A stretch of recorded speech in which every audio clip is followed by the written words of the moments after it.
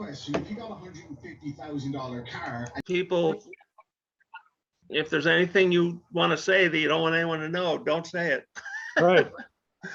And what I would just, Stephen, I'm gonna try and help Stephen call on people. So feel free to use the chat, wave your arms hysterically, use the little emoji with a hand, and I will do the best I can to see you and let Stephen know. Yeah. Thank you, Nick. Yeah, Dan. Stephen, I wonder if I can just, Gail's off looking for our stray dog, but as one of the auditors, oftentimes they like to go through the town report fairly early on. As soon as she gets in here, I'll make sure you see her, and if she has any corrections to be made, that'd be the time to do it. Okay. Yeah, I was just going to follow the, the town warning for the town's business in terms of how we talk about things, and then we can go back or move forward depending on who's available to talk to what.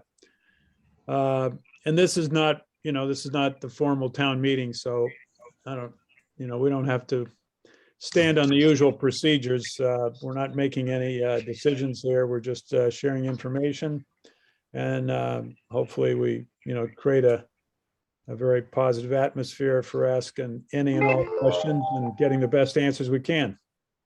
Yeah, Stephen, I would just add that, we've got a lot of people on, so I won't be able to see everybody. So if you do have a question and I haven't acknowledged you in chat or something, shoot me a chat message, and then that way I'll know that you've got a question.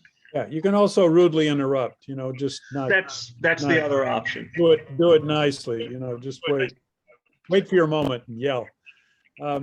Yeah, that's good to see though, that we have a number of screens. And I hope you all are enjoying the social opportunity to see so many other people's faces without masks. No, we're getting there. We're getting there. I hope you'll put your names up on the screens, properly identifying yourself, since we rarely see you anymore without a mask. I may not recognize you. I think, yeah, without pretty the name, much everybody. Here, does this help? Thanks so much. Say, Nick. Yes. I'm going to leave and come back because I've got some weird stuff going on this Zoom. So I'll be right back. Okay, if your computer's not working, just call in. I think that would be available also if you want. Okay, I can't even see myself on the screen. I don't know. It's kind of weird. Yeah, I'll be right back. Okay. Yep. That was Aaron, right? Yes. Let's see. You said Mike. Will, oh, there, Will. Go ahead, Will. Go ahead, Will, but you're muted. You can hit the space bar, I understand, to unmute yourself if you get desperate. Never knew that. That's a quick resolve. Anyway, Yeah. Ironically, my question is, Nick, do you want to put everybody on mute? Because feedback seems to be coming through here. How do you want to handle that? I can do that. I think that's fine, Nick. A group mute here. Let me see. Well, Jim may. Yeah, and then you'll just be able to unmute yourselves, I guess. Yeah. That's space bar. That's a new discovery. Did that work for you, Will? I actually went here, but I'm gonna go mute and try it.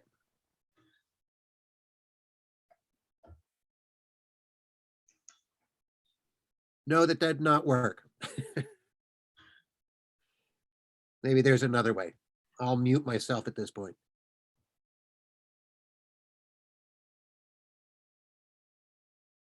Okay, it seems like everyone's being very conscientious, and it seems that it's I'm the only one who's unmuted. Hey. Not really. Oh, Jim's unmuted.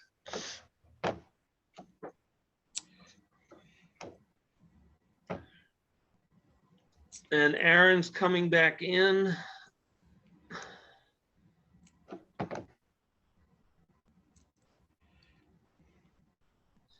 Yeah, my sound quality is pretty good, so.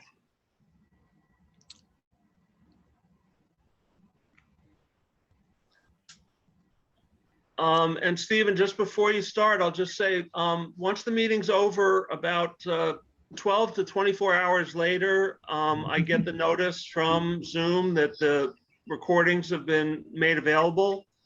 And I will load those up to SoundCloud. There's a link on the select board page if you wanted to re-listen. And then I'll also be loading it up to YouTube, and we'll put the link also on the select board page, but also I will probably, just for convenience sake, to reach the most people, drop it onto front page forum. It's just a YouTube link, so there's no computer virus issues or anything like that. So you can go back and review. Okay. Aaron's back. It's 6:04, so Stephen, I think, maybe if you want to take off, unless is Gail here yet, or? No, she's not, Nick, Oh, but okay. we'll let you know when she gets in. Thanks. Okay, find that doggy. Thanks.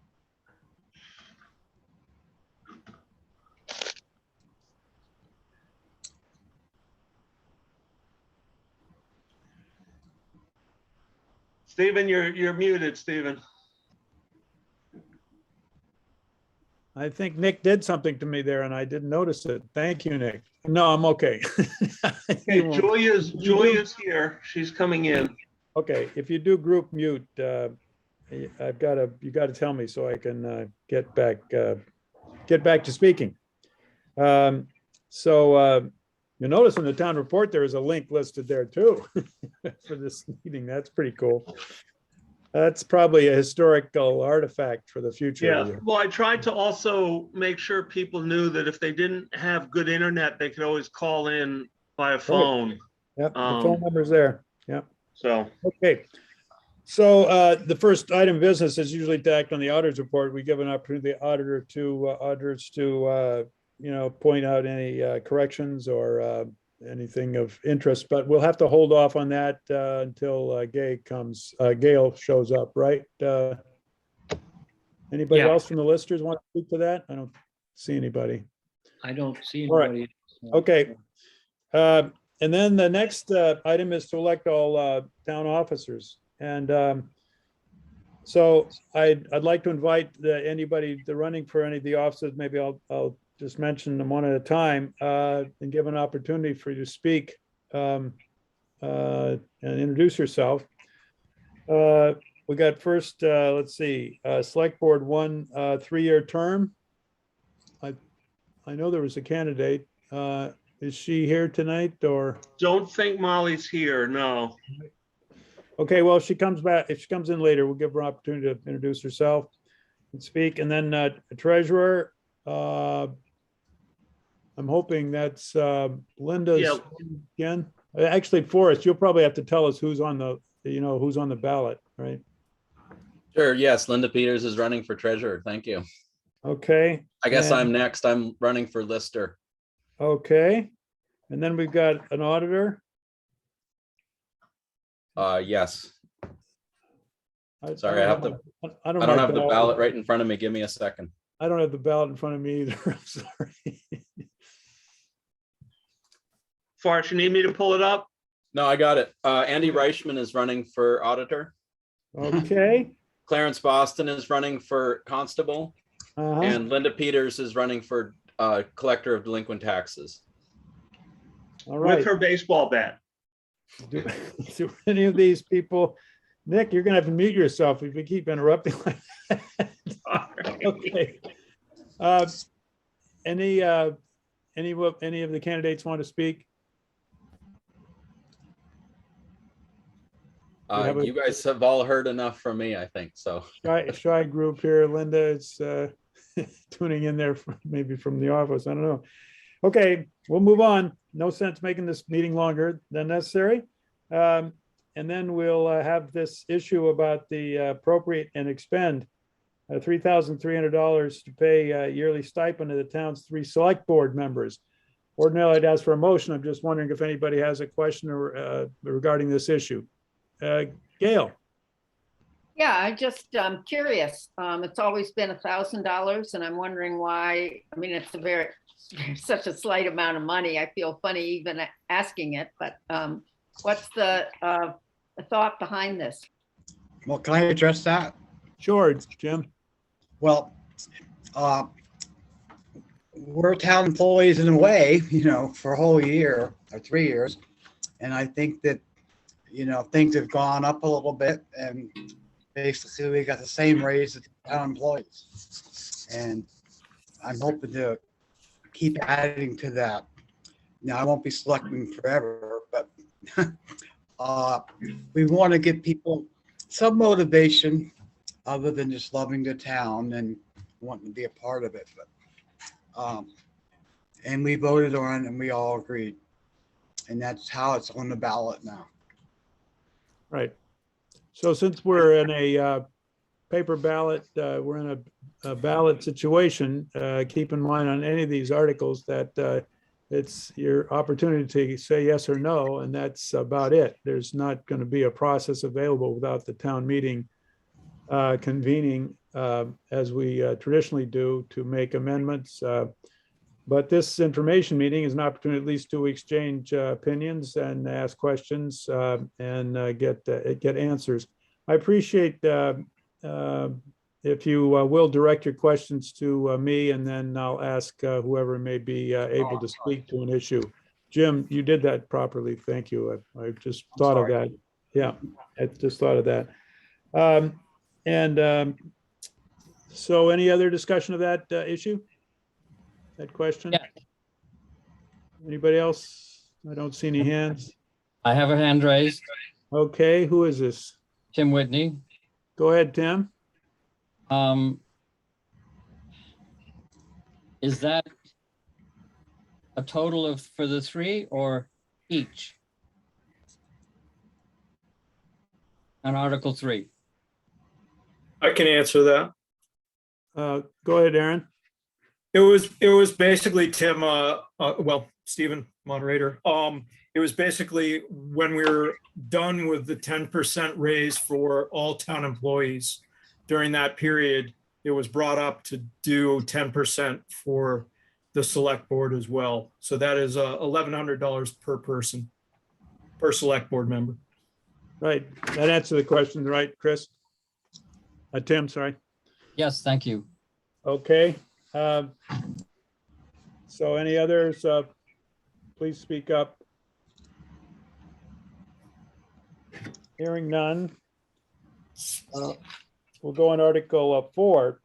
This is about to see if the town will vote on Friday, October 7th as a date due for the property taxes. So this is usually this time of year. Any discussion? Any questions? I'm going to move pretty quickly on that one. It doesn't seem to be too controversial. Next is to see if the town will vote to appropriate and expend $420,000 for the general fund. Well, this is the budget. This is the money. So there must be some questions regarding the proposed budget here presented by the select board.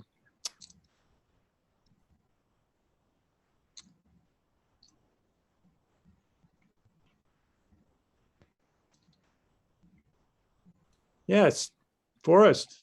I'm just wondering if many of you saw in the mixer the breakdown that we did showing what this 10% was all about. And I'm sure that the select board can speak to this as well, but I just wanted to reiterate, we were looking at a 5.9% cost of living increase, which was the federal government's advisory. And then so for the employees, then it's a 4.1% increase. And one of the things that we did look at was the Vermont League of Cities and Towns compiles salaries and hourly wages for all types of municipal employees. And so by looking at the different categories and what our various people were being paid, this was sort of the sum, seeing that, basically in all categories, we were paying less than what the state average for similar position in a similar sized town. And there's a wild range of fluctuation in terms of how much towns elect to pay their officers. But again, we felt like looking at that bottom line of, okay, well, when you smush all these numbers together and you're looking at averages and the mean, it's much fairer. So. Right. That's part of the general fund budget is what you're referring to, right? Okay. Thank you. Someone has their hand raised. I think it's Gail. Yeah. MacArthur. I'm just wondering if that salaries and wages, the 204,900 budgeted, does that include the new position that's being offered as the to help with the select board and I forget the title of that position. Does that, I'm just wondering if that's included in that. Somebody on the select board want to speak to that? I can, Julia here. Thank you. It does, yes, it does include that position. It's the town administrator, and we have hired Nick Morgan as that person. Okay. And we have Carol Ann, you have your hand up. Yeah, I understand the need for more hours to get the job done and thus the need for these new positions, but and it's maybe too late to be asking this, but is it because you're only open 4 days a week, or are you guys there 5 days a week? You're working all the time, 5 days a week, and I just was wondering if it was you were trying to get your job done in 4 days and that was the problem. Who wants to speak to that? Forrest? Yeah, I mean, I'd just say quickly, yeah, we work 4 days a week. The hours that we have that we're open to the public is not all the time that we're working. Much of the really detailed work, like Linda and Andrea are in the office on Mondays and doing payroll and things like that, and not having the office open allows them space to accomplish things that are difficult when the phone's ringing and people are walking in. Likewise, I work a half day on Monday and Wednesday at home doing the same work that I do in the office, except I'm not interrupted every 2 minutes. So it's been, and this all came out of COVID, where we only worked the days that we were there. And so for me, that flexibility has been huge. The other thing is that I've calculated that if I were to add another hour, another day per week working a full 5 days, it would be another $12,000 onto my salary. And again, we may get there, but for the moment, honestly, I'd prefer to work 4 days a week and be fresh when I'm there. Stay fresh for us. Okay, now we got, who is it? Someone with a hand up, Math. Tim? Whitney again. Yeah, good. Okay. I didn't recognize your name there, Tim. Sorry. That's all right. Can you break down can someone break down the $120,000 increase for the general fund? Under salaries, is that it? Well, it says increase, the general fund increasing 300,000 to 420. Oh, right. And okay. My question is, what is the breakdown of that $120,000? Julia or Linda, do you want to speak to that? Julia or Linda? Linda could probably do it better than me. I'm trying to get the page. I think it was basically the increase in town salaries with the addition of staff positions, being the town administrator and the assistant treasurer trainee. That is correct. Is there a page in the town report that breaks that down? Page 14 will help you with that. page 14 and 15 have the budget in the first column and then the actual compared to 20 and 21. So that should help with some of that clarification. Maybe I'll give you a time to look at that. I'm looking, but I don't see it yet. You can look halfway down the page if you want to look at where the salaries and wages are. Well, I was just asking for the 120, and I don't know if somebody's got a quick breakdown on it. So, okay. Looking through the Do you pages. mind if I step in, Mr. Moderator? Andrea, go ahead. Yeah. So if you look at page 14, payroll administrative is midway on the page. And you can see in the far left-hand column in the numeration, that's basically the salary increase from previous years. And it adds up to approximately $40,000.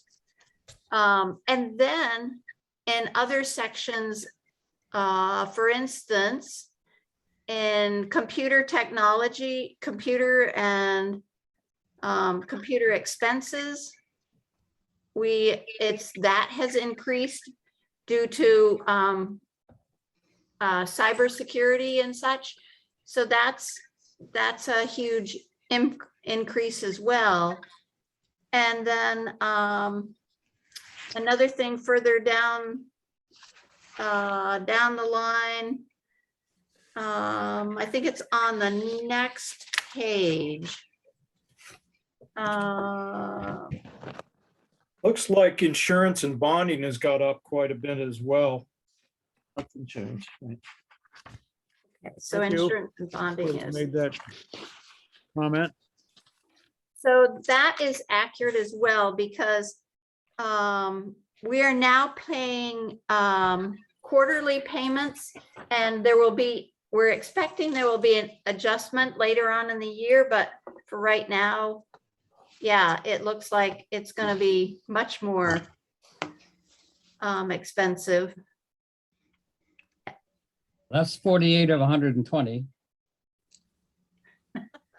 Okay, and then let's see. Sorry, Andrea. No, that's fine. All right. I love these questions. Let's So if we keep go that. over on to page 16. Fine. So some of the things that we're seeing is, for instance, there's in the service agency grants, there's 4,000 total there, which sounds like peanuts. And then, but there is mutual aid went up slightly, and rescue went up monumentally because of well, I guess I can't say this because it's not based on, but I understand that it's based on population figures from, and they get their population figures from the census report, is my understanding. And the census. Yes, report, the right? census report was quite inflated for Marlboro, right? That still hasn't been resolved, correct, Forrest? Yeah. Why don't you explain what the difference is? I mean, it's pretty dramatic. Essentially, I'm working with someone with the state, and we will file the correct paperwork with the US Census Bureau. We cannot discuss population. We can only discuss housing units. And I've compared their housing unit numbers and our housing unit numbers. They have about 12 to 15 more units than the listers know exist on the ground. So that's a problem. But what the upshot of it is and how we're going to get them to move is unknown. But, you know, as it is with the numbers that are there are, including when you take away children in the current voting population, it means that there are about 850 unregistered voters in our town. we have about 700 registered voters. So you tell me. And their excuse is often that it was COVID and the world was upside down, but that, you know, probably 1,200 would be my guess. Wow. Yes, this will affect a lot of a lot of budgeting and allocation kind of concerns that'll work both positively and negatively, as I understand it. Yeah, they, you know, as we've Linda and Andrea and I have looked at in terms of appropriations, it's already cost the town about $10,000 because of their numbers, you know. And this is one of those things, like, I don't know how much energy we're going to spend fighting them on this, because we probably won't get much of anywhere. Right. Yep. We just have to find those 800 people, those voters. Let's get them out. Okay. Well, Tim, we've not answered Tim's question completely yet. We have not. Sure. Yeah, he's adding it up here, but it's not to 120 yet, right, Tim? No, it's not. Sorry. No, May I it has ask not. Andrea one thing? Sure. Andrea, on page 15, is the salary and wages for the highway department and the rest of the town employees separate? That's correct.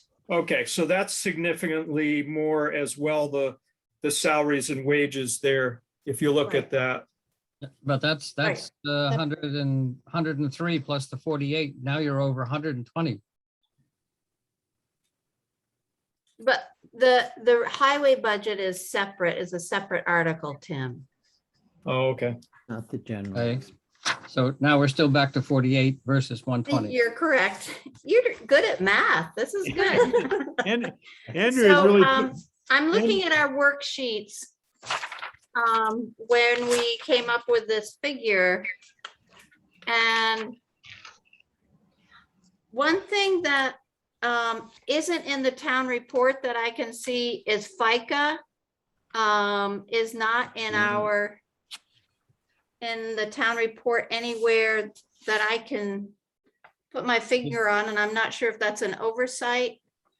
There's a very little one that gets put in for an adjustment on page 14, but we figured that the FICA with the increase in payroll of approximately $16,000 for just those folks that are already here would be approximately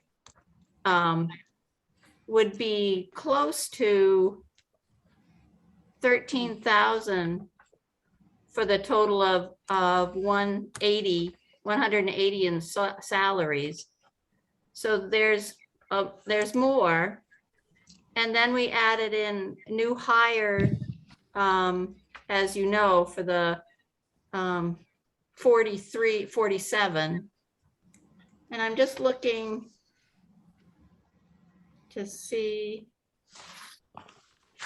Andrea, if I can, on page 16, if I can just, the service agency grants are up over $50,000. And then there is a FICA number down there at the very bottom.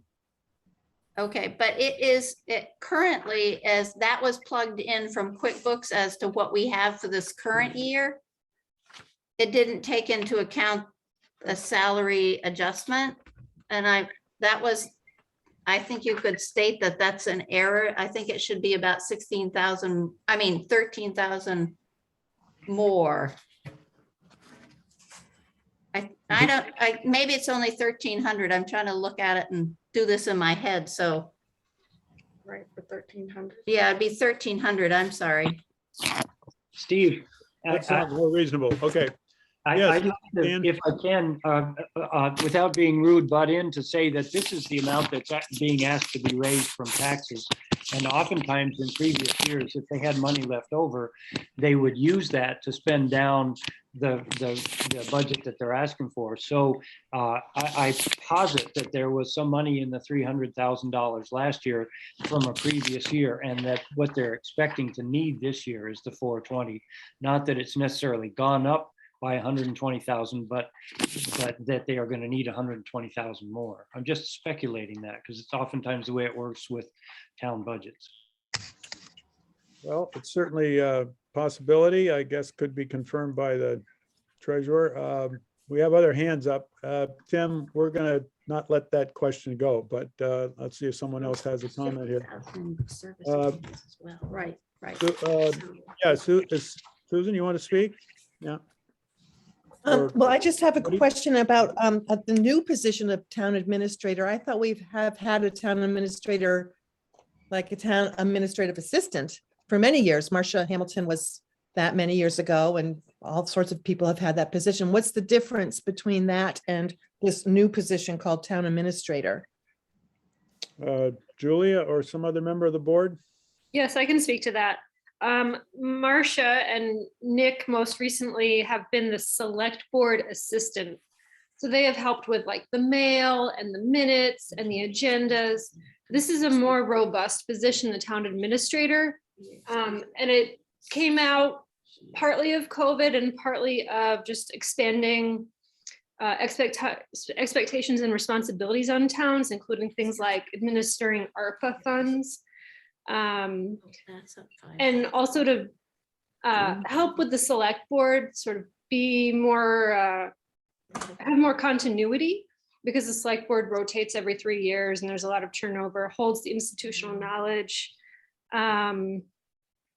works with the town clerk and the treasurer to keep things moving. As you may know, the select board can only meet every other week and not really conduct business in between. And also the select board is a volunteer. And so it's been really burdensome for the select board, some of us who work full time, to also conduct town business. So it's someone to fill in those gaps and take on more responsibility than just the minutes and the mail and the agenda and that kind of thing. Yeah, that makes a whole lot of sense. And then the assistant treasurer trainee, can you, maybe Andrea or Linda could comment on that? What does that involve in? Do we have someone in that position? What it is that Andrea is going to be here for another year. So we're trying to get somebody in to train and to have another person in the office to help us. So we're getting ready for that transition. Yes. Okay, Forrest has his hand up and then Will. Yeah, I just wanted to say quickly, I mean, I could boil this down a little bit from where I sit is small town government runs on volunteer time and labor, and increasingly that's not possible.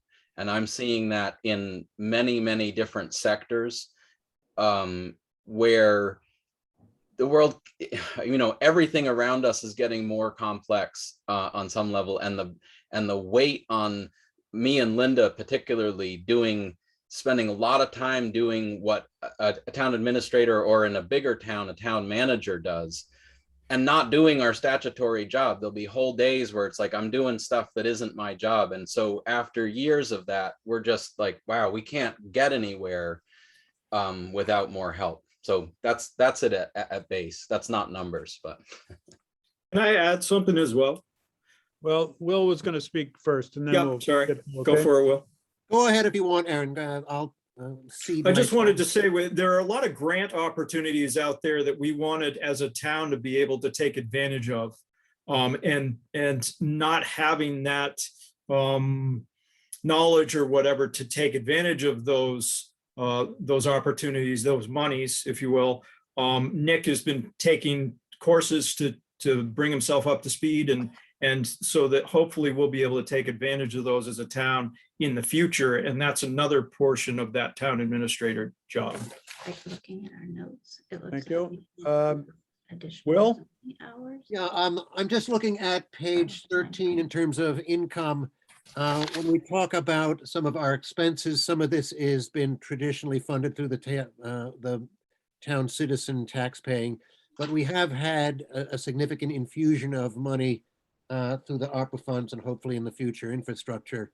And I'm just wondering if there is a way of looking at the money that's come in for us and how it's gone out to support some of these expenses. Number one. And number two, I see our ARPA is 155,000. I thought we were closer to 300,000 for Marlboro. I just wondered where that accounting goes. I don't have an answer for that, so I'll have to pass it on to a member of the board. Or Forrest, do you have an answer on that one? Yeah, as far as the ARPA money goes, they've dispersed only half at this point. And we've spent zero of it so far. And what's happened is initially the Vermont League of Cities and Towns, who advise us on many things, initially they said, okay, wow, hit it, guns blazing, like everyone get out your pens and we're going to start making things happen. And then 2 months later, the federal government changed the rules by which how we have to spend this. So then Vermont League of Cities and Towns saying, stop, don't do anything ARPA until we figure out what the new rules are. Their new 500-page booklet that the federal government sent out. So that's where we're at right now. Is 2022 is with the select board and myself and Nick trying to figure out what we're going to do. Although frankly, we have many things earmarked for potential uses already, a lot of which have to do with our building, solar power for the town buildings. You know, there are many different realms that we could talk about. This is not the time and place, but essentially we've done very little expenditures so far. Probably the only thing is the first thing on the list from my point of view, from the town clerk's office, is we're digitizing all the land records right now, and that's going to be around $25,000. But COVID showed how starkly that was needed because of everything that's happened. So that was the first thing. And then from there, yeah, we have a large list, and $300,000, we'll see how far we go with it. Right. And as I understand it, we're not obliged to spend that for quite a while. So we need not rush to judgment, I guess. Correct. We have to designate what it's going to be spent on by 2024, and we have until 2026 to spend it. However, when you're thinking about things like, okay, we need, you know, excavation, like a new parking lot in town center, expanding that kind of thing. Those are the types of things that we can use this for, but finding contractors and lining up all those pieces and then enumerating every piece of dirt, that's what the work is going to be. The other thing is broadband, and Stephen and I have talked about this extensively. You know, and one of the biggest uses is how the municipality can pay potentially pay hookup costs for people getting to fiber, so that there are no barriers for any townsperson, no matter what their means, to be hooked up to this. So those are some of the things. Right. Now let's see. There was a first part of Will. Did we answer your question, Will? I'm sorry. Good. Okay. All right. Now we're back to Tim. I don't know whether there are other information available from Andrea and Linda. They're probably working on this. I don't want to put them on the spot, but when you're ready to perhaps clarify add a little more to the answer for Tim Whitney's question, I think it pertains to all of us. Gail?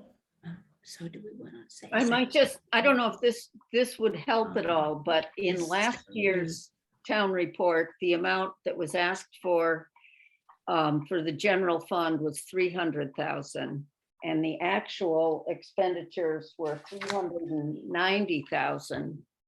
So the number that they're asking for, you know, so that may affect why they're asking for 420 this year. Yeah. Just hazarding a guess here. Yeah. A budget. So, Yeah. Okay. Is if it we want to say that that's to part Linda? of it, as well as this. We can hear you speaking, and Andrea, so whatever you want to say is fine. We're like a very informal meeting here, but So we've also realized that that when we have our budget working papers, that there was additional hours that were not added in to our printed copy for zoning in the it's partly in that figure of the payroll, but the payroll. What should be line is about- that? I'm sorry. What line? So Yeah, it you have would one- be on payroll administrative. That would have another $2,500 added there that we didn't add there. That we overlooked, but also, so if currently, I get that we're up to 102, and then if you take into account the shortfall from last year's operating budget, that we are still slightly behind. But it looks like we're in good standing because we have that ARPA money, but we can't just spend that. It has to go for designated items. But we're trying to make that balance through consecutive years. Yes. Does that help, Tim? And does that help everyone? Well, I leave that up to, do you have your hand up, Jean, or not? I can't tell. Well, yeah, I wanted to know why under the payroll administrative, the FICA is zero. You're not paying FICA? We are paying FICA, and I must admit that you can see that on the last page, on page 16, on the very, very bottom, it's numerated as 9,020 at 28,000, but that figure is actually 1,300 shy. It should be closer to 30,000 total. 29. Does that help, Jean? Well, that helps because the other one was zero, so. Yes. Yes, and the way we're finding that QuickBooks has some challenges, and this year working with the report, we just tried to combine a couple of reports into one report. I've never been in love before. What's Now that? all at once it's you. Nick, It's will you you mute whoever that is? forevermore. I don't know if that's, Well. Like the Leave it- music. Nice music, okay, yeah. All right. Usually this doesn't happen at town meeting or informational meetings, but it's okay. We're all doing this remotely anyway, so, okay. I do think that you may be hitting upon a key issue there. The fact that your office really is transitioning or doing something that's new about QuickBooks, and we're not seeing the same kind of formatting, I guess, or the same kind of reports that I think Tim has been used to seeing, and certainly I have for many years. So that it raises questions, and I hope we can get them resolved satisfactorily, although it may not be tonight. Do we have other questions about the budget? This is about the $420,000 and any line items or any proposed expenditures there.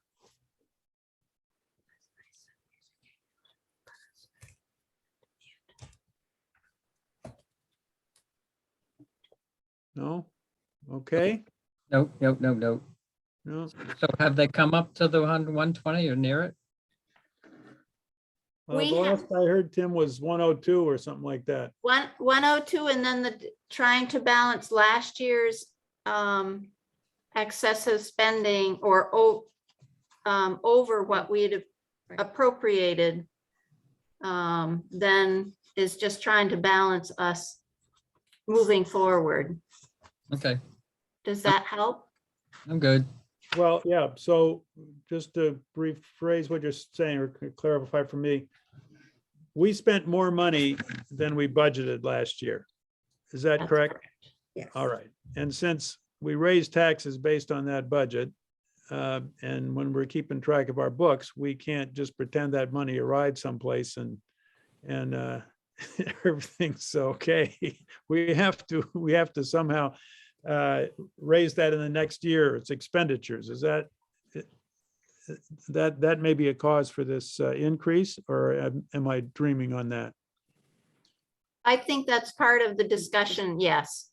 And I Okay. appreciate everyone's input and patience while we worked through trying to clarify Yes, what we were coming from. Yeah. yes, thank you.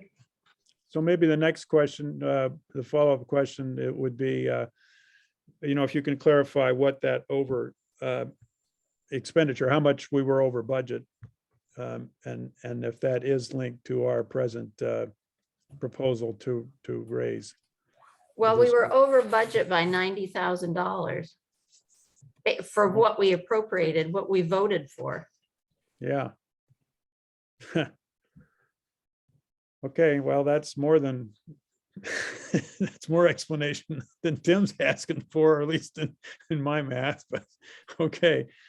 Well, hopefully this can come up, we'll come back to this later on in the meeting, perhaps, as people think and Any more questions? look at this. Are there any other questions regarding specific line items or expenditures on the budget there? Gene had one, and Aaron there Betts others? is raising his hand. who's that? Hi, Stephen. Okay, Aaron. oh, good. I don't see Yeah. Aaron, good. Julia and Nick and Jim might be able to confirm this as well, but my recollection of when we were discussing the budget, that overage of what we had budgeted last year and what we actually used, that $90,000 came into the discussion, and that's really what drove, I think, the 420,000 that's on the ballot this year. That's my recollection of the conversation that we had with Andrea and Linda and all of us. So, yeah. Hope that clarifies something. Yeah, 420 compared to 390, I think is what you're saying is. Yes. Is not a, it wouldn't raise too many eyebrows, but any increase is a challenge for some. So. I agree. Yeah. Any other Andrew's hands? got his hand up. Who's that? Andrew. Yeah, go ahead. Hi, does anyone know what we went over budget $90,000 on? Okay, it's a good question, certainly. What line items went over budget is the question, I think, right, Andrew? Yeah. Yes, sorry. Yeah, I think that the report we have from QuickBooks or however we got this report, it really is not showing what was budgeted and then what the actual was for each of those line items, or am I misreading it somehow? There's actuals there for January to December and the budget. So those first two columns, comparing those first two columns would be the place to find this, Linda and Andrea? On page 14 I'm on. Maybe I'm not on the right, no, that's the 390,000. See at the bottom there, Andrew, that bottom of page 14 shows that 390,000 and the budget was 336,000. So if you compared those columns, you could see which things were over or under, right?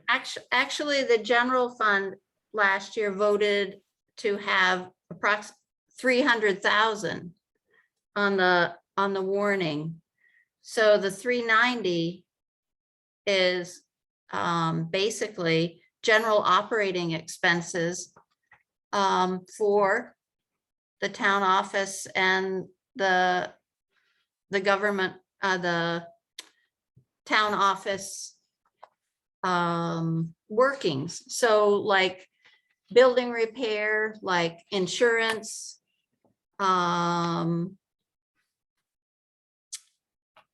Recycling center. Well, yeah, the recycling center was one of those things that we didn't plan on having so much. Although there was a correction made there, an adjustment made there.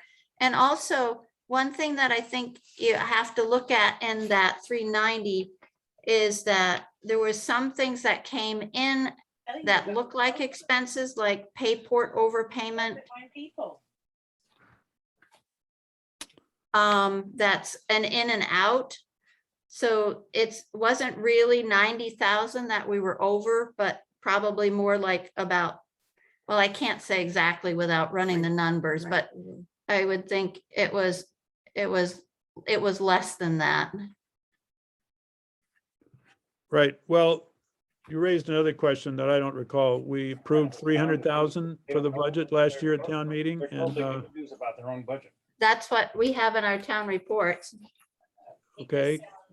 And, but we have a budget that calls for 336,000. So either we thought we had money to carry over, I guess. No, the report on page 14, I think it's being read, it's a different report than what we've been used to in the past.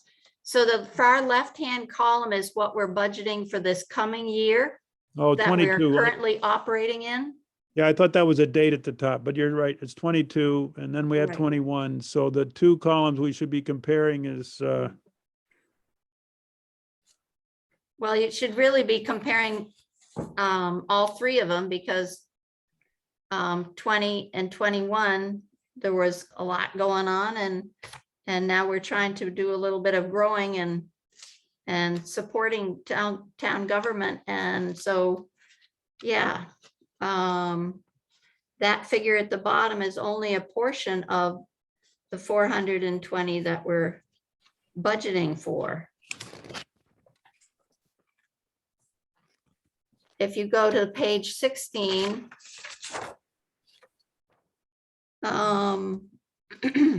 and you subtracted out the school portion of that figure on the bottom line, 3262 172.44. What's the school budget? 19,592.65. Isn't it? Well, it's embarrassing of what it is. I know, but we don't have to watch and listen. Really? somebody's not muted. I think it's Jonathan. 132. What was that number? 132. 1,324,579.79.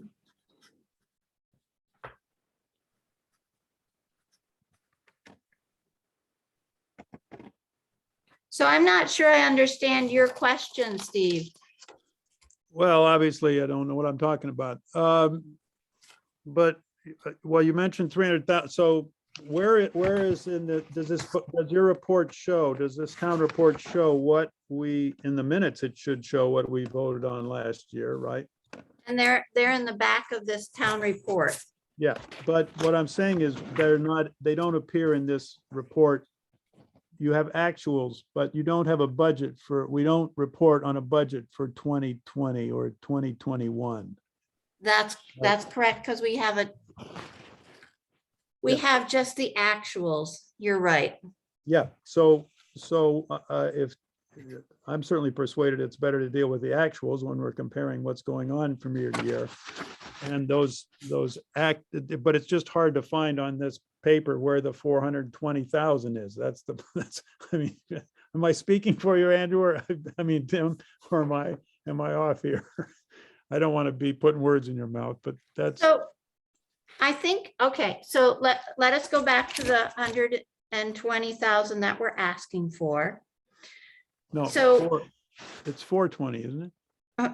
yes, I'm sorry, but I'm trying to show the increase of 120,000. The increase, is that what we're trying to address? And is that my Tim, was that your understanding? question? That was your question, wasn't it, Tim? Yes. Put your thumb up or something. Tim. Yes. Yeah, okay, thanks. Okay.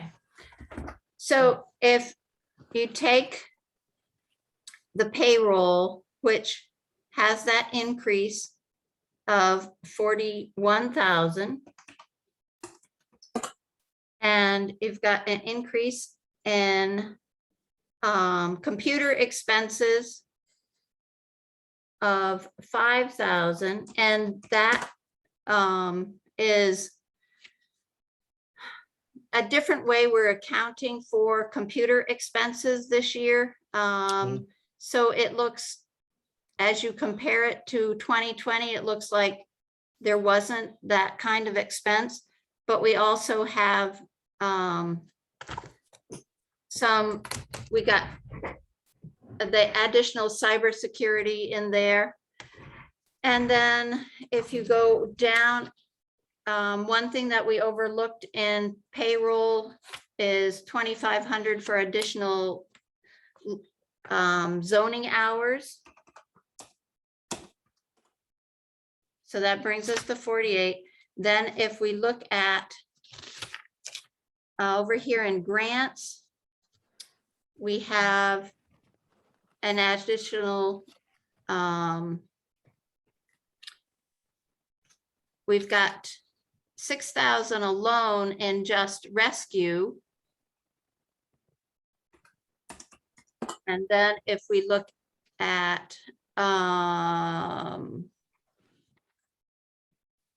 there was community, the sheriff's department has an increase, which they haven't, was that figure of 9,000 finally confirmed? I believe it was. Okay, so that isn't a huge increase then. So then the other one was that we were looking at if we take the balance of what we spent this year that we didn't appropriate for, then that is adding in approximately 65,000. So that's $119,500 to is that answering everyone's question? Hands? Some people have their thumbs up. Okay, and I think, Andrew, I'm sorry I misled you. I think which columns should Andrew be looking at to see where the increases are? I think your point should not be overlooked, that you change the line items, or at least the way you're accounting for certain things. So it's difficult to compare or jump to conclusions by looking at one line unless you know what it represents. But at least it could give, draw attention to some questions. So Right. that's why you Absolutely. report this way. So Andrew, I don't know whether you're part of the big question about the 120, or this was just another question about specific line items. And I may have misled you about which columns to compare there, I think, or maybe not. Yeah, I can just, we can move on, and I can look at them myself Okay. more in depth. The 90,000 was like a, it seemed like a lot of money to go over on a budget type deal for me. But Yeah. Absolutely. Yep. Okay. Any I can other just questions on the budget? Add Oh. something real quick is, now I know we got the money for it from a grant, but there's in the budget line, in the expenses line, you're looking at an extra $30,000 for the community center grant. And the, so I mean, that's, there's a lot of hidden numbers that I'm seeing, but I'll shut up now. Yeah, well, I don't think they're hidden. I think it's just that they're not as obvious as some people would like to have them. I don't think anybody's trying to hide anything here. Gail has her hand up. Anything else first before Gail speaks again? Yeah, Steve, I think you would just have to go back to last year's town report to see what was budgeted. And it's probably on the town website. Yeah. Could be found on the town website, because that column was not included in this year's formatting. Right. This is just the actual from last year, and we can't compare that to what the budget was that we voted because it Right. doesn't appear in this report. Good But point. you could find it. Yeah, I have, yeah. Right. Well, I have the old report. I can look, but we got somebody else with a hand up. I think Will. Yes, I just want to make a clarification. that the Marlboro Volunteer Fire Department had an actual budget of $3,500 for 20, and now there's this $85,000 in the actual. These are actually two different funds. The operating fund to keep the firehouse operating with their volunteers was $35,000 this year. The article is asking for $38,500. The other $50,000 is essentially our effort to fund a capital, create a capital fund to replace the 68-year-old Diamond Rio truck, which is the oldest fire truck in Vermont. And we are in the process of looking at a few different kinds of trucks, but essentially a lease to buy option. And this is basically a $50,000 effort to get us towards that point. Yeah, well, This can you could be tell us- amortized over a 15 or 20-year period, and it would be closer to $2,000 a year in the budget to fund that truck. Can you say what pages you were referring to or what lines you were talking about? This is on page 16, line 7010. Yeah, that's the 85,000. Okay, you spoke to that. And then you spoke to the 35,000, but that was actual from 2020, right? That's the actual operating fund that we request in our article in 2020. Yeah. Then for the 2021, we asked for an operating budget of 35,000 plus $50,000 to start the capital fund for the replacement truck. Yeah. So that is not an operation, that 85,000 is not a huge increase in our operating budget. It's essentially 50,000 put aside into an investment account until we actually buy the new replacement truck. And so as I see it in the budget for this year, you're asking for that same 85,000. Carol. Caroline, you want to clarify? Actually, that's an error. I Carol's think if we're waving her looking hand. at future budget, we are, we've asked for 38,500, not 35. If you I add see. 50 and 35, you get 85. Yeah. Those are the articles What that we had. it's supposed to say is 88,500, but Well, if we were at town meeting, we'd be able to change that, but I don't think we can do Yeah. it now. Yeah. well, I mean, the article is written correctly. The article is Okay, all correct. right, So what all we're right, voting on is correct. It's just not correct here on this line Okay. 7010. But we're You- getting ahead of ourselves, aren't, I think. Yeah. I just wanted to clarify when we were talking about 120 or the difference in the budget, that is a line item that should probably be identified. Once we get to Article 8 and 9, we can discuss that further, but Okay, well, we're if we chewing get quite a that. bit on this article. Is there anything else on this, this article about the $420,000? Nancy Anderson has her hand up. Thank you, Nancy. Nancy? I see the twins there. I see your hands up. Yeah, okay. Thank you. I just wanted to clarify that the listing of the total budget for this year includes that extra 50,000 for the fire companies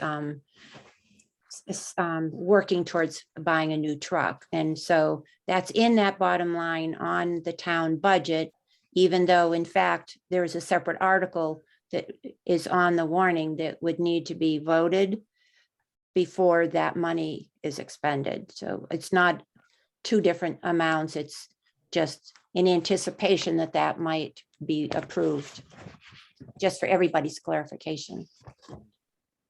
Okay, thank you. Oh, Gail or Dan's hands up again. Yeah. So Nancy, you've confused the heck out of me, because if we vote in the affirmative on Article 5 to spend 420 there, and in the affirmative on Article 9 to spend 50,000 there. We're spending all of that money. Is it embedded in one or the other? We will spend all of that money if we vote to do so.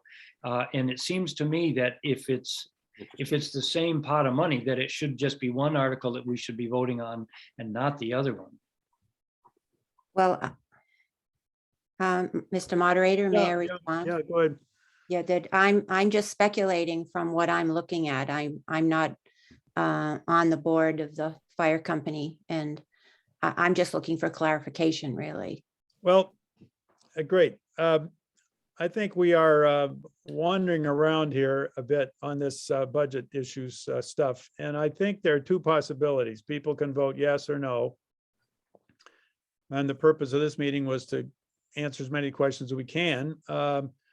But I do recognize that we are working at a disadvantage, working remotely and not having a meeting that can actually make motions and make decisions in response to the information that the public discovers or discusses.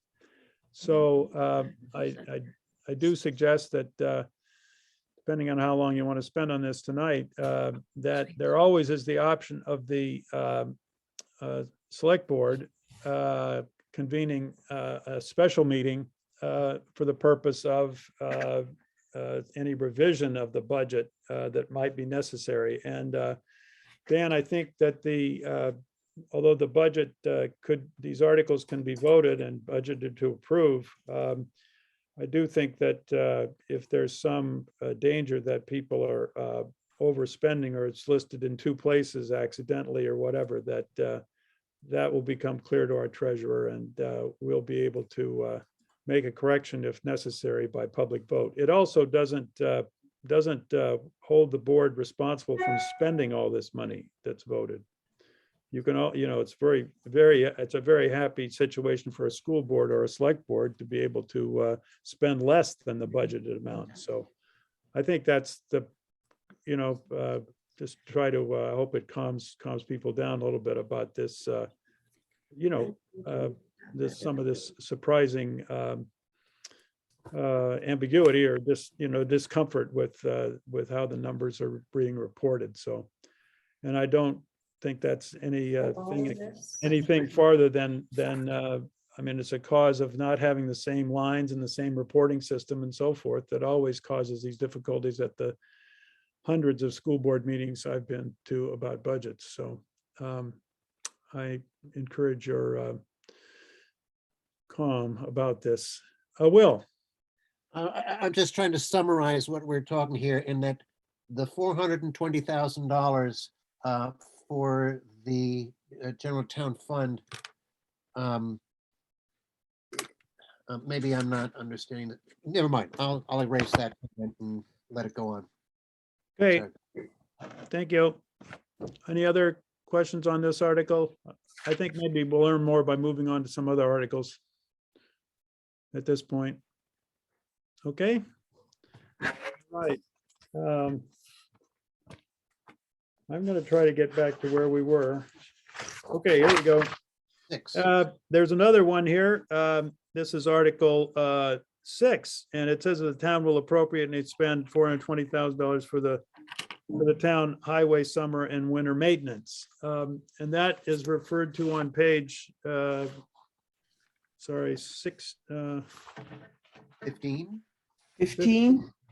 15, thank you. 15, if people want to look. And I'll just raise the question that probably occurs to most people. The total highway expenditures on the budget under the right column I'm looking at now is $504,858.92, but we're only voting to spend 420 to appropriate and expend. That probably has to do with grants or something, but I hope someone will answer that question before, we open the floor to other questions. What's the word on that?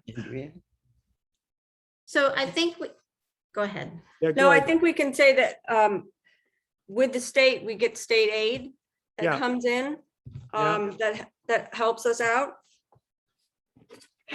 Right. So it's not unusual for us to have a budget that's greater than the amount we appropriate and Right. expend. Right. Okay. Big number. Maybe that makes up for the 120,000 we're looking for, Tim. I'm sorry. I'm sorry to be persistently happy. Okay. Forrest has his hand up. Yeah, Forrest has I just wanted to say just again to say how complex this is. On page 15, in the bottom of the center column, you'll see an asterisk with 6. Yeah, So that that's- number 654891 includes the cost of paving, which is paid for mostly by the state. So again, it's a number that's being shown that's not precisely what it was, if that makes sense. Sure. It's all being make more sense. Anyway. So yeah, to add to what Forrest just said, you can see the paving figure was almost 200,000. We were reimbursed by the state. If you look over on income for this year. Well, give us a page, Andrea, give us a page. I'm looking. On income, so it would be on page 13. Highway paving reimbursement, there is $157,356.28. And so the paving figure on page 15 that you see there was actually only about $40,000, $41,000 that the town paid for paving because we had that state grant. Okay. Does that help? Yeah. Okay. Doesn't help. Any questions about the proposed budget besides that big one? On page 15. Any hands up? I think Susan has her hand up. Thank you, Susan. Well, I just want to say how much I appreciate the Marlboro Mixers recap of the where these budget increases are coming from. And have we hired a 4th road crew member yet? That's one of the reasons why the road crew, the highway budget has gone up, because we're adding a 4th road crew member. We've nailed down the 4 final contestants and should be interviewing them within the next week or so. So who was our 3rd one? I only know of David, and is it Milo?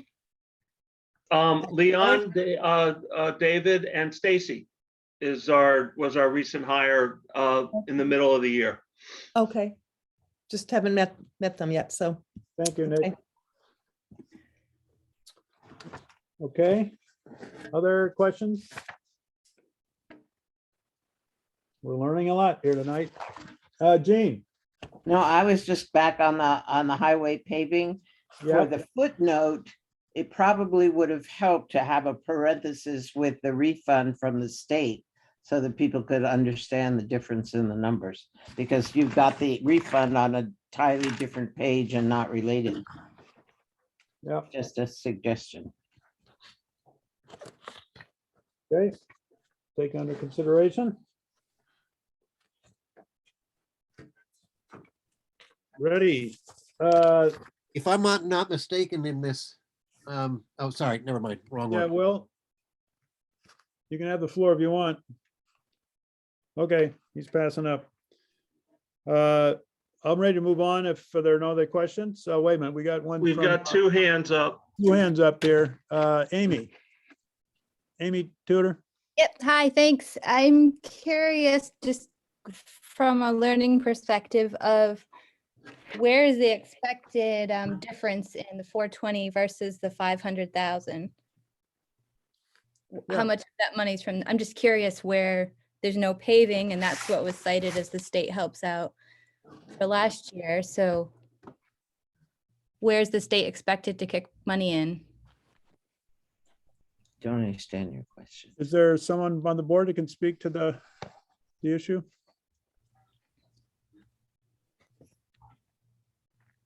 So Amy, I'm not sure I understand your question. Could you Oh, sure. say it I can again? yeah, I can restate. So the article is for 420, the Mhm. budget's for 504. You expect that shortfall to come from the state. Is that correct? Yes. Which line item is that reflected in? So it is not reflected here in Resurfacing. in this report. We can say that if you look at the actual funding the state gave to highways this year on page 13, let's see. Number 4422. That's the paving one, yes, but I think Amy's asking, how This do is we know how much money we're gonna get from the state to make that closer to 420,000? So we were looking at what we got for state aid this past year. And we got 134,000 if you look on 4420 on the income page on page 13. Mm-hmm. And right above it says paving reimbursement. Correct. But we won't be getting a paving reimbursement this coming year because we don't have any paving on the slate. So we anticipate in the budget, this 500 that we're budgeting for, the budget came out to be 500 something thousand. And I think Amy's just trying to pin down, where do we expect to get that money? And I think you're saying that traditionally we've gotten over $100,000 reimbursement. Is that the simpler explanation of this, Andrea and Linda? Yes, that's the normal. Okay. I see that's been pretty consistent, at least for the 2 years reported, 21 and 20. So I just want to say to everyone, this has been a really good learning experience for us because we tried to consolidate reports this year.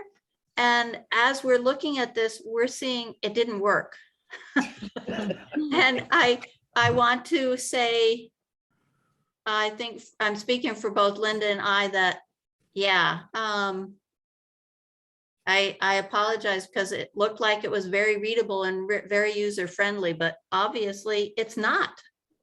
And yeah, I guess we need to really look at what we had in place and have that as our baseline instead of trying to rely on QuickBooks to help us generate these reports. And I think the point that Nancy and both Tim brought forward, that in our overall operating expense, which shows up on page 16, our total operating expense is that 3,262,000. As Nancy's pointed out, these are special items that have been warned separately in separate articles. So we took, but this report shows our total operating expense as our budget. And it does incorporate those items that have been especially warned. But this figure represents our total operating expense. So that what I'm trying to say is that even though it's showing here as part of the budget, that's our total operating expense for the year, but has not affected what we were planning to spend. I mean, this is what I'm trying to say is this shows our total operating expense, including those separately warned items. Yeah. Is that helping with the clarity on this report? Right. Well, I'm sure there are volunteers among us who would be happy to advise you about how to make the reporting better. I actually am familiar with a couple of organizations, and QuickBooks is really a path that doesn't sometimes lead to the kind of clarity that the public needs to understand. So I sympathize with your position there. Tim had his hand up again, and right, Tim? Yes, just a comment, Steve, regarding to what you had spoken of earlier regarding the formats and the problems that we're seeing in bringing this up. I think it also points to the issue in conducting town business this way with the Australian ballot. Yeah, okay. I'm sure they'll Away. I'd agree, yeah. Thank you. Yeah, thank you. But we're doing the best we can with the row we got to hoe this year, and we'll proceed. Any other questions about the summer and winter highways budget maintenance? I think that's what it's colloquially called. Yep. Hands? Tim, you can take your hand down unless you want to speak again. So I'm moving on. It's about to see if the voters are going to we'll vote to renew the property tax exemption to the Marlboro Volunteer Fire Company for a period of 5 years, beginning March 1, 2022. Any questions or discussion required there? I know Will is ready to answer here. Thank you, Will. Moving on, Article 8. See if their town will vote to appropriate and expend $38,500 Marlboro Fire Company for their operating expenses. I think Will already spoke to that one. Any questions? And then we have Article 9 to see if the voters would appropriate $50,000 for the Marlboro Fire Company for apparatus replacement funding. I think that's a euphemism for replacing the 68-year-old machine, right? Yeah. That is correct. Any questions? Vanessa has a question. Okay, Vanessa, please. And then, yeah. Hi. Hi. So Will, hi. I just Hi, wanted to double check. So, hi.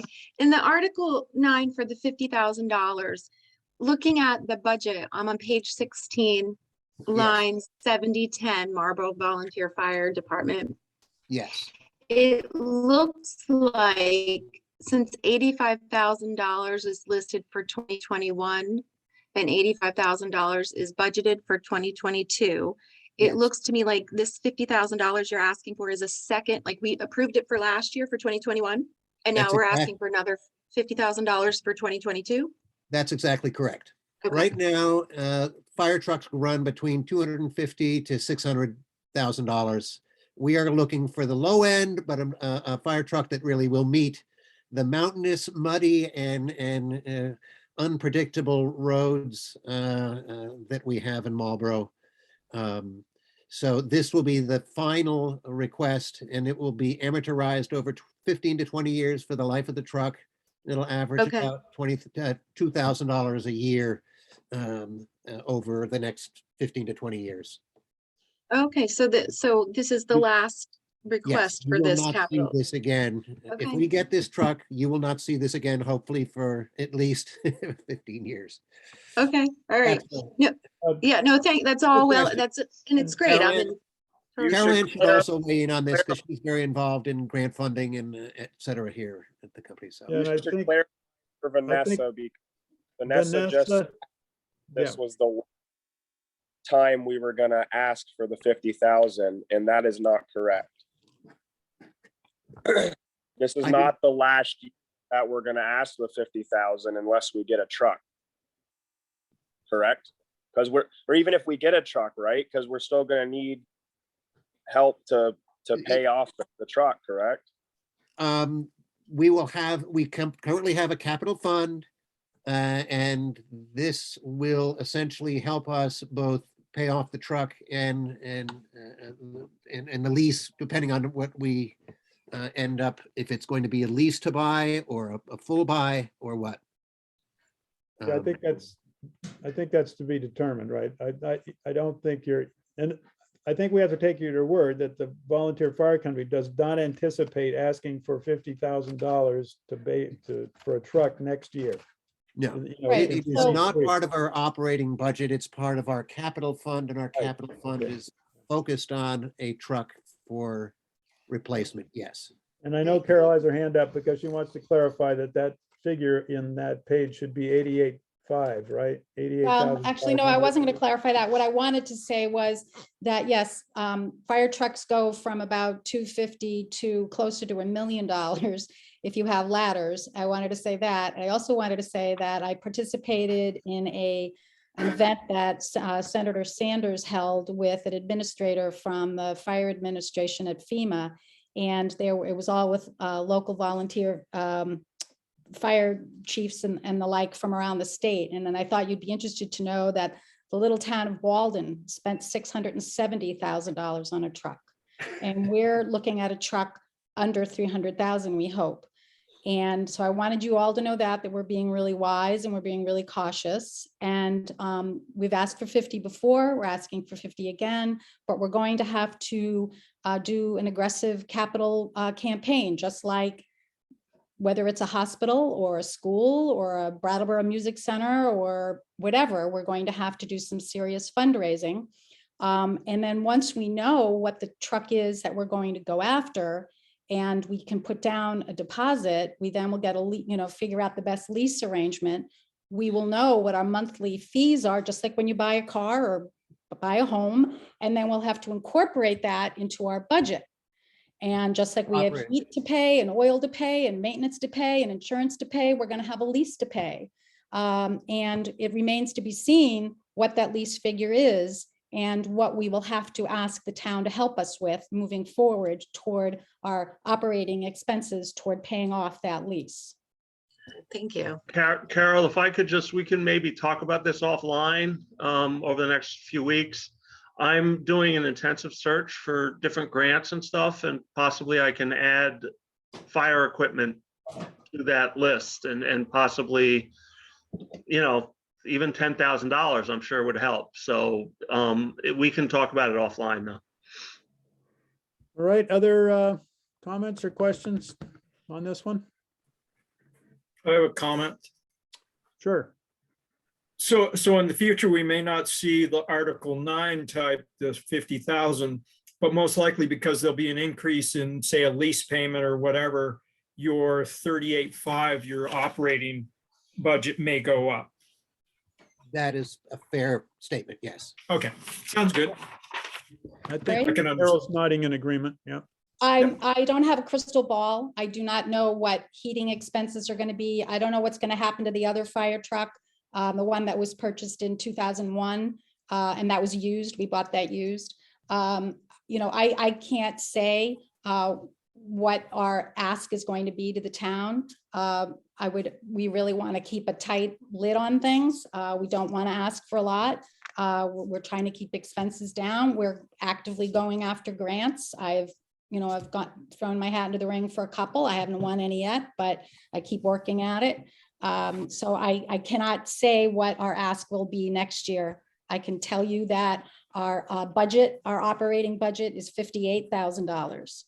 No, I appreciate that. I really do. I was just asking that in the future, we will, with a lease payment and that sort of thing, things are just going to go up. So, but that'll be shown just in that, and there won't be that extra 50,000. So, sounds good. Thank you.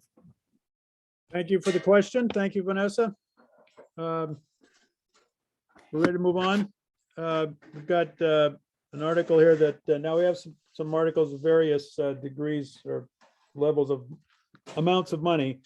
The first one is the Animal Rescue Fund. Is there any question about the Animal Rescue Fund? I think it's very cute. It's, ARF.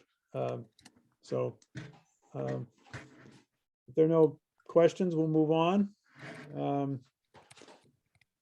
Don't see any. No. Tim, you're really not asking a question about this, nor Carol, I bet. Okay. So the next one is to see if the town's going to appropriate $3,000 to support the production of the Marlboro Mixer newsletter. Any questions, discussion for that?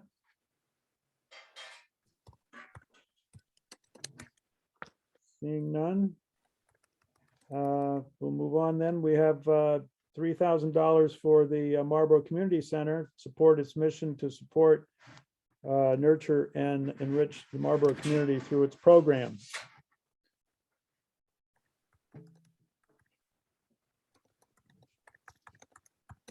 Well, I would just like to thank everybody that's been involved in that project and that addition to our community. I happened to stop by there and pick up a little scone myself today, so great to see that open flag there whenever I'm at the PO. No questions. We'll move on.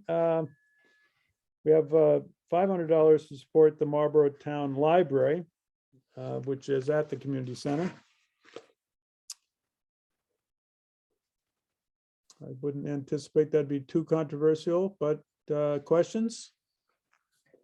Okay, moving on, we have $20,681.22 to Rescue Inc. For services. That's Article 14. Any questions?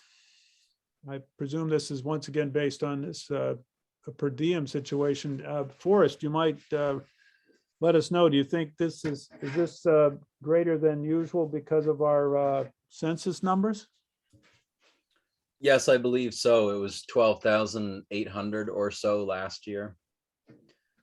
Yeah. I have heard that their organization, like many around here, are struggling too. So Sure. Well, I mean, it's based on the population numbers that they use. They don't want to have people arguing among towns about that. So I think we're kind of one of the gifts of the census, besides having 800 people we can't find, is some increased costs. Maybe we'll get some grants too.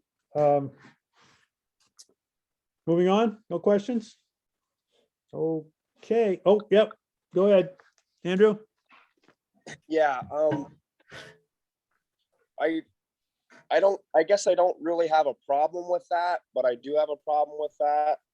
You know, we typically give Rescue Inc. quite a bit more than Deerfield Valley. So I guess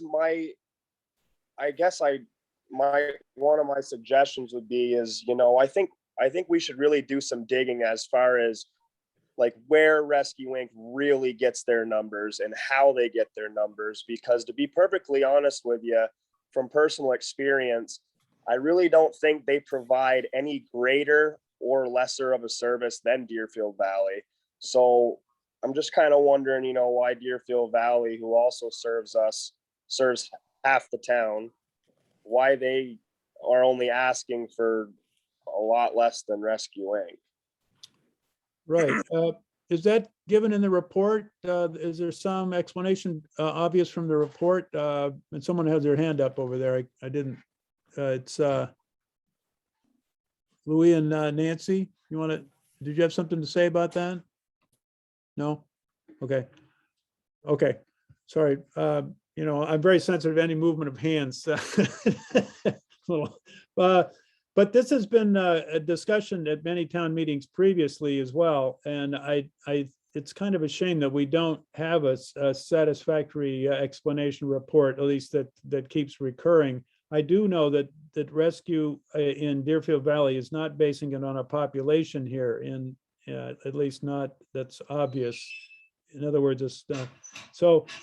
But perhaps just by raising this question, Andrew, the select board will ask for volunteers to maybe look into this and, you know, make sure that we do have an explanation. Marcia has her hand up. Marcia, thank you.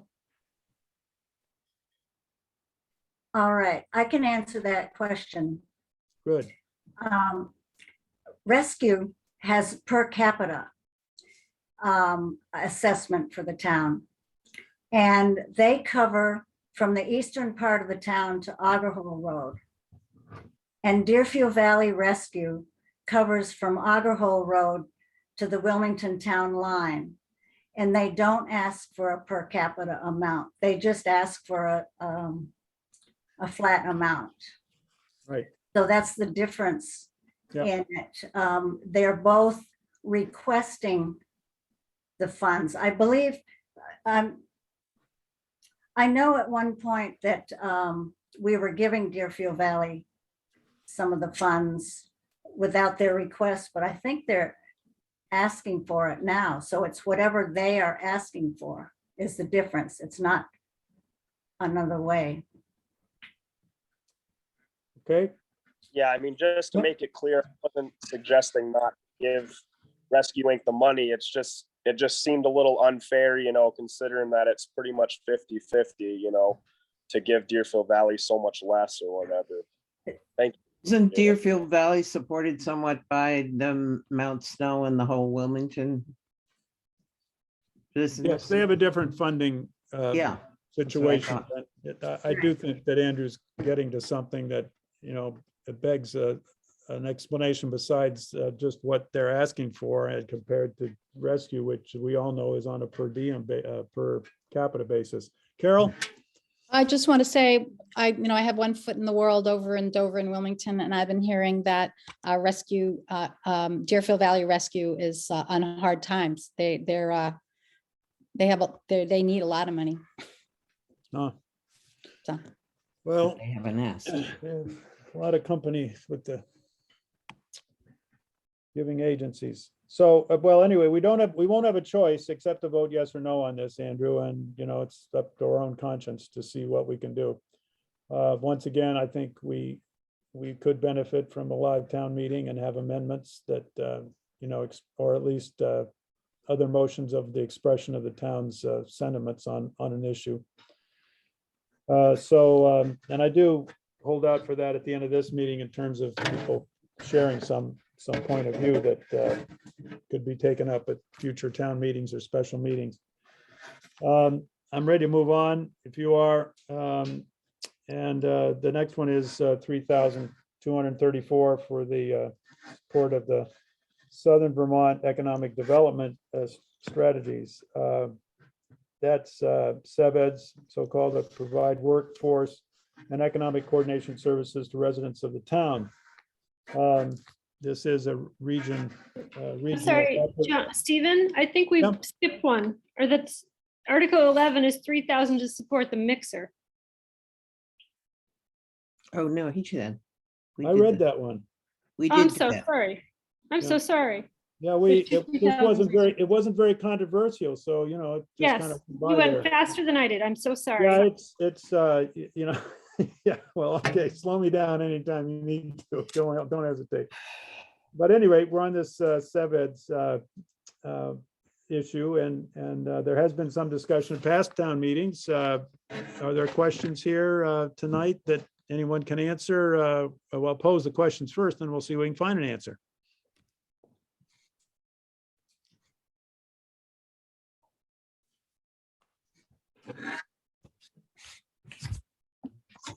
Okay, I don't see any hands.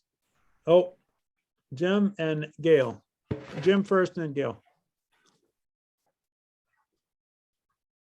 I think you must be muted, Jim. Yeah, I'm back on. Okay, good. I'm a select board member and I'm gonna see if we can get this budget more friendly next year. Put recommendations in, hopefully won't have to meet this way next year. We can have a town meeting. Yeah. But it's very easy to make these changes now that we know what people are looking for. There's definitely no deception here. And nobody's getting rich working for the town, or state like I did. So I just want to reassure you that maybe next year we'll breeze right through this.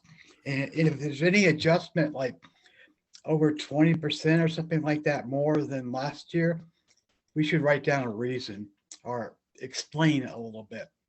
So we'll be prepared to answer these questions. Somebody has approved each and every expenditure. Now, the select board doesn't make every decision. I mean, we don't know how much the town offices are going to use for supplies. So people present how much they think they will need to the select board, and we pretty much take it for their word. And but looking to save money too, and not grow so much that we can't afford to live here. So that's just my promise that we will look into this. I can't understand it myself. For years, I couldn't understand it. Now that I'm part of town government, we should fix it. Don't you think? Thank And you, Linda, Jim. Thank you, Jim. I think Gail, you don't write this out either. Don't we have auditors that come in and put this together, or you guys do it? I don't know. We do it. As far as writing this book, these figures. Yes, we're unmuted, so go ahead. thank you, Jim. Gail? I was just wondering if there's someone here tonight from Seveds who could speak to that. Right. Yes, there is. Good evening. Who we got? Good evening. My name is Iyad, and I also have my coworker Casey on the call as well. So if I couldn't answer your question, Casey hopefully can help. I'm still new at Savage. I work with BDCC. I'm the business technical assistant there. And Savage is an affiliate of BDCC. Savage developed the strategies, also called SEDS, Comprehensive Economic Development Strategies, and we at BDCC implement those strategies. The main goals of these strategies are to empower people and strengthen the businesses in our area. And so to do that, BDCC have developed different programs. Mainly, I will talk about 3 big pockets, and in each pocket, there's several programs in that. So the first one would be community development. The other one would be workforce development, and the third one would be business assistance. For the community development, I can speak to community facilities, anything that a town might need help access funds from federal or state level. If that project qualifies, then the community facility specialist at BDCC can help the town or the firehouse access that fund. For workforce development, we have a lot of different programs, young professional, which Casey is in charge of. We have also workforce development and training. And we also are working with the immigration. For 2 years, we worked very hard, BDCC, I worked very hard to build the system to start attracting immigrants from here. And we are seeing now that there are around 80 probably Afghans recently migrated to Brattleboro through that program, the support of that program. And maybe the last thing I will say about the business support is the technical assistance. It's a free service. All our services are free, actually. The business service is that anyone that has a business and needs support running their business, improving their business, growing their business, we can provide that technical assistance. We also have a lending portfolio, which have been increasing over the years. We just added 2 new loan products specifically for small businesses that cannot get funds from a traditional lender. So they can access those loans, which is a very low interest rate loan for such startup and small business. Thank you. Casey, would you like to add something? I won't add much in the way of information because Iyad did a spectacular job. I will note that everyone will probably be heartened to hear that our ask is based off of the 2010 census. So, no confusion there. We're getting a break. All right. Well, thank you very much for being here and joining us. Certainly very welcome. And it is, certainly warms my heart as, moderator that your organization, cares enough to be here. So thank you. Stephen, thank Andrew's you. got his hand up. Yeah, Andrew. Yeah, I've asked this question before, and I don't think I've really gotten a straight answer. And my question is how do we as a community, how do we actually see what percentage of our community either actually uses this resource or has benefited from this resource? And I don't need to know specifics. It could be a percentage. And the point of my question is, you know, especially during times like these, it seems kind of foolish just to be throwing out money to everybody that asks for it if we're not actually getting like a high percentage of the community that's utilizing this resource. Great. Thank you for your question, Andrew. And of course, I can help answer that question. One of the programs that I didn't talk about would be indirectly answering your question. Any student from Marlborough that attends high schools around in Browborough, Dulles Falls, or anywhere have access to a specific program that help them develop skills that prepare them to the workforce so that they can graduate knowing how to develop a resume, for instance, have the skills to sit through an interview. Also, the program provides trips to or job visits, I'm sorry, so that they get familiar with what kind of jobs are around the area and prepare themselves for that. The program is also preparing something called Reality Fair, which is going to happen in May. It's a kind of a real life simulation where students will have a paycheck and then they will go around and try to figure out how they can manage their life, spending money, buying a car, buying a house, adopting a pet if they can afford, how many babies they can afford to have, and all of that. So it's just preparing them for the future. That's one side. The other piece of it, during COVID, during the pandemic itself, we have helped 684 business access funds from federal and state level, access to the street relief funds. And I can tell you, I have a few numbers here that 9 Marlborough businesses received that support from BDCC. Also, we ran Restart Vermont Technical Assistance Program, which is a grant program, and 1 Marlborough business received $3,000 in grant. Another piece of it is also during that liaison support that we provided, $1,613,000 in PP loan and idle loan went to organization in Marlborough that employs 122 employees. That's just a sneak peek of the kind of work that we're doing. Thank you very much. That I have never gotten that answer in the 3 or 4 years I've asked that same question. So thank you very much. Of course. I'm happy to answer any other question. Amy? I just wanted to say thanks. I think I worked with Casey. We were the Restart recipient for our grant and it went super well for us. So thank you. Great to hear that, Amy. Thank you. Aaron? Yeah, I appreciate that as well.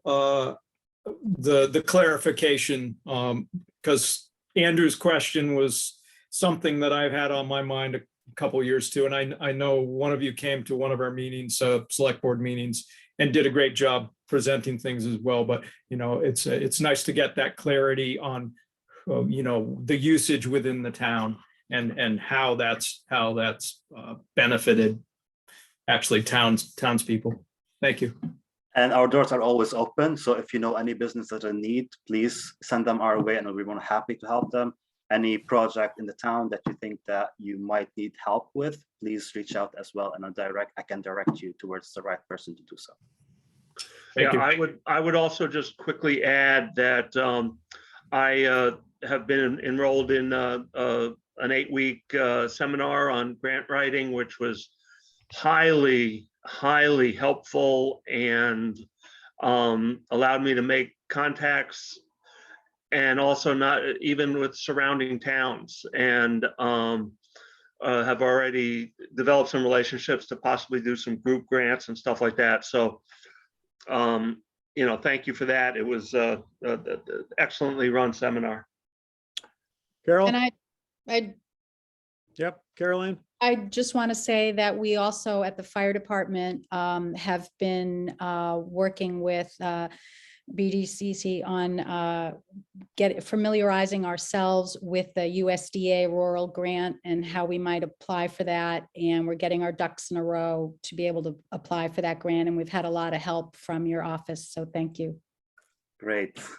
Thank you. It just gives me the pleasure to be able to be supporting our community. It makes me happy and satisfied at doing my job. I appreciate you saying that. All right, any other comments? I want to thank Ayad and Casey for attending our meeting here, and certainly wish them all the best, and keep the fine work up, I guess is the message you're getting here. Thank you. Thank you. Any other questions? We'll move on. We're on to the $250 for the mover. Any questions? You can still get on it for free, as I understand it. And I think our high school students still take advantage of it, but I'm not sure. And then we have this Article 18, which comes up to $12,679 for the following agencies.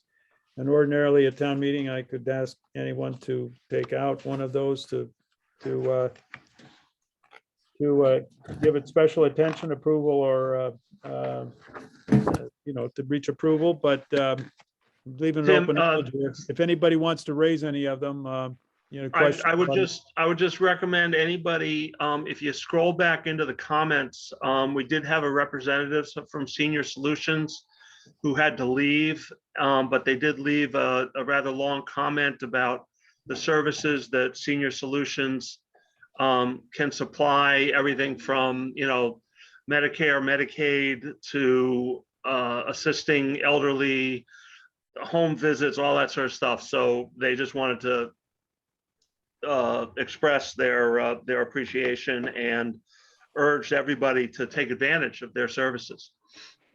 Yep. So these are not individually warned. They're put together for the convenience of the meeting and the vote by the public. So in this case, we'll have to vote on them by ballot, up or down. Gail? You are on the. I just wanted to make a comment that most of these organizations have reports in the town, individual reports in the town report. So. Right.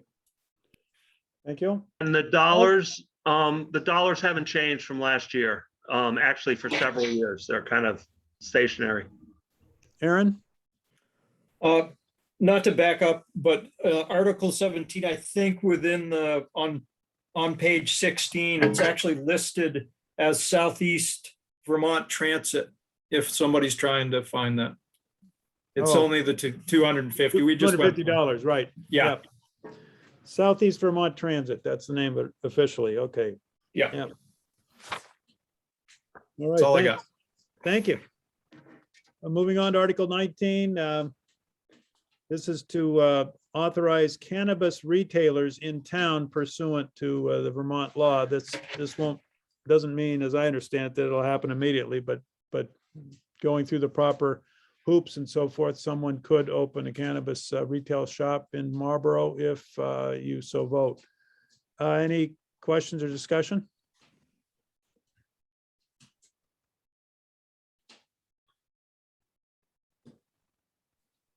Okay, I guess we'll move on. And then we have Article 20. And this is the one regarding fair and impartial policing policy. I think that France, you probably want to speak to it if anyone has a question, but this is a matter of it's interesting. It's not a binding situation. It's really one of just informing the authorities, including the county sheriff, of our sentiment as a town, or our position as a town to advocate for this. Is that correct? Did I overstate that, Francie? Please. No, clarify. that's exactly right, Stephen, a non-binding resolution. And I think Marlborough has a long history of having supported or at least discussed different non-binding resolutions. And we've had a couple of opportunities earlier that people have joined us for, the Zoom coffee hour. But now would be a great time for people to, ask questions around this.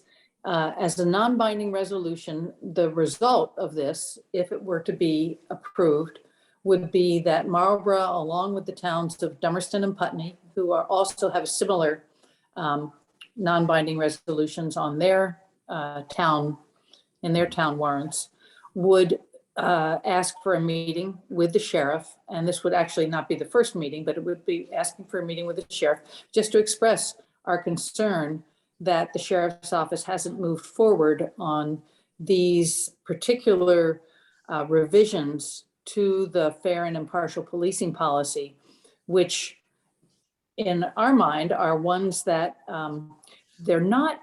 it's not something where there have been issues, and so we want these issues addressed, but it's more a matter of good policy, to create policy that will avoid these kinds of issues arising in terms of people maybe being stopped without and asked about immigration status, which is not within the purview of our local police enforcement. So at any rate, I'd be happy to try to answer questions. It's not a simple issue. I can also give you a website to go to if you really want to dig into this more. But again, as Stephen has said, with all of these, this is a yes or no response, and then it's what we do with it afterwards that will make a difference. You could put the place to refer to and information on the chat, perhaps. In the chat. Thank you, Stephen. I will do that. Okay. Anybody have their hands up? Okay. Oh, yeah, Andrew. Yeah, never mind. Sorry. Never Okay. mind. Now we've got it's this article, which I point out is actually perhaps one of the most important to get approved, unless we want to tie the hands of our town officials. And that is to see if the voters of the town will vote to authorize the town to borrow funds in anticipation of tax revenue. Any questions about that? I mean, if you're new to town business, perhaps quite a clarification is warranted, but otherwise, this is good business practice. The taxes don't always come in at the time that we have the expenses, so we try to do our best on that. Vanessa? Hi, thanks. I was kind of surprised to see that on the ballot. Isn't this something that's in place already, or is this something we have to vote on every year? I'm just trying to learn here. I think it's an annual perfunctory requirement, but it could be voted no if people were unhappy enough with the governance of the town, I think. Linda, do you have something to add to that or not? No. I mean, I just assumed that the town had this power already and that this would not need to be voted on, but. Every year it has to be. It has to be Every on year there it has to every be, year. okay. Yes. Yeah. Okay. It's, Okay. as I said, Thank it's a you. bit of pro forma for Welcome. those of us who've been meeting for a while. I have to say that I don't, correct me if I'm wrong, Dan, but I don't think the school boards have to do that. The school boards, the school boards have to keep the schools open. No, And, I believe we have that on every year. oh, Whether you had we- it on there too? or Yeah. not, I don't know, but we put it on every year just because I believe the case is you're not allowed to unless specifically agreed to by the voters each year. Yeah, well, I'll defer, but I think the state law gives the school boards a greater authority than the select board in that regard. Okay. And then we Stephen? have, yep. a Stephen, let me question. just, I just need to apologize. I'm not able to put that in the chat due to the wonders of Zoom. I am Oh, joining right. you all from Maine with my grandchildren, and I forgot to bring some of the documents with me that I needed. So if you want more information, I think Googling fair and impartial policing policy will get you many different places, which will, hopefully help. But thank you all for at least taking the time to really read through that and think about this as something that will, if approved, I think make people who are traveling through Marlborough and people who live in Marlborough feel that all of their rights are being observed and safeguarded. Thank you. And I'm sure if anybody has concerns or questions, they can contact you directly and you'll get Directly to in me. the right place. Yeah. Be good. Thank you. Any other comments now on that? I'm getting close to the end here. If I were at town meeting, I'd be ready for lunch, but I'm past due for dinner. Not to cut anything short, but I know the select board has to continue on with their select board meeting when we're concluding this informational meeting.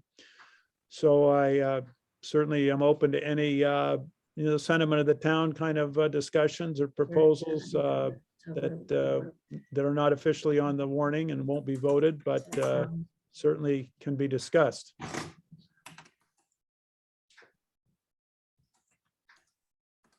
I just want to say then in closing that I'm very happy to be living in Marlborough all these years. And I certainly think that you benefit from wonderful citizens like yourselves participating in this process and making town government alive and well. Stephen, I want to thank you for doing this, as you always do a great job. And I also just want to reiterate to everybody, this has been recorded. It will be going up on SoundCloud and YouTube sometime tomorrow. And it'll be posted. Links for that are available on the select board page. So tell your friends. Okay. There's nothing more. I think I'm gonna, I don't think, oh, Linda? We just want to follow up on the first question of the evening. So I want to break down what we have for increases. We've been working on it so we could give you all that information. So the 10% increase on current employees is $16,562. Then if you add into the budget, the town administrator is 25,000. So that brings us to approximately 42,000. Then we put in 18,000 for assistant treasurer trainee. So that brings us to about 60,000. And then zoning administrator had asked for 2,500 extra dollars because she wants increased hours. So that brings us to about 62,000. Then insurance increase is 3,500, a little over $3,500. So that brings us to 67. I did something funny there. Oh, I know. We had computer expense in there for 5,000. So that brings us to 67,000. And then there's 3,550 for insurance. So that brings us to 70,000. And then the remaining, 49,000 is to try and correct the overspending from last year. Okay. Well, we Thank you. appreciate we appreciate your perseverance or persistence or whatever it goes. Well, you're welcome. And I really appreciate the questions because it's helped us to see that our reporting gave a lot of concerns to a lot of people, including ourselves. And so we need to be looking at how we're reporting this, and what we've been doing in the past is probably really good. We thought we were trying something new and we liked it, but we didn't realize what it looked like on paper. So we're sorry for that. Yeah. Absolutely. Well, No need to apologize. We know you're doing the best you can, and we appreciate your initiative to try different things too. That's the way we learn, from our mistakes. So, and I'm sure I see some thumbs up, so there's plenty of support and appreciation for your work and approach to resolving these problems. I Thanks. think Gail has a comment. Sure, Gail. Yeah, I just wanted to say, thanks everyone, but in a normal year, we would use this informational meeting to, these kinds of questions would come up, and then the treasurer and assistant treasurer or whoever had the question would have a week to figure it out, to bring it up, and they'd have all the answers ready at town meeting. But so this makes it tough with an Australian ballot, and this is our only chance to really ask questions. And I would point out too that it also, the purpose of this meeting is to prepare some of our elected officials as well as individuals to have amendments ready and prepared to focus the discussion at town meeting and get to a conclusion. And I think we're missing that this year. But somebody else had their hand up. I'm sorry. Carol Ann, maybe, or? Oh, I had just, I've talked to Forrest about it in the past. I've just always felt that, the opportunity to get together like this and ask our questions in advance of town meeting so that you can have both an opportunity to be together like town meeting to hash things out. Yep. And then get to still vote and have the privacy of the vote as an Australian ballot, because I don't think town meeting is perfect either.